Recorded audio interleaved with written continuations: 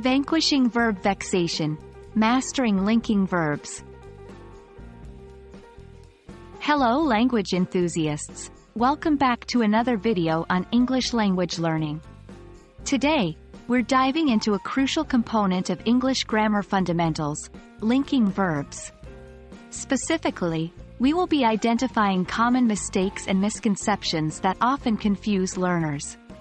So, let's conquer those verb woes, shall we? Let's kick things off with a quick refresher. Linking verbs, unlike action verbs, do not express any action. Instead, they connect the subject of a sentence to additional information about that subject. Most commonly, they connect the subject to an adjective, a noun, or a pronoun that describes or identifies it. The most common linking verb, of course, is to be. Examples: she is a writer.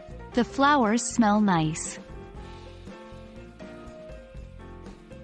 When it comes to linking verbs, there are a few errors that language learners frequently make. Mistake 1: confusing linking verbs with action verbs. It's important to understand that not all verbs that can be linking verbs are always used as such.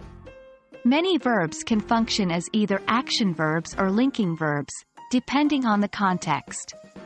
Example: he looks tired. Linking verb: he looks at the painting. Action verb. Mistake 2: overusing the verb to be. While to be is the most common linking verb, it's important not to overuse it. There are many other linking verbs that can add variety to your sentences. Example: the cake is delicious. Common usage: the cake tastes delicious, adds variety.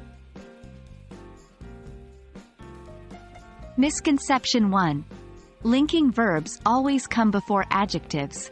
While it's common for linking verbs to connect the subject to an adjective, they can also link the subject to other nouns or pronouns. Example: my brother is a doctor. Misconception 2: all verbs that end with ing are action verbs. Contrary to popular belief, verbs that end with ing can also be linking verbs, particularly when they describe a state or condition. Example: the soup is tasting sour.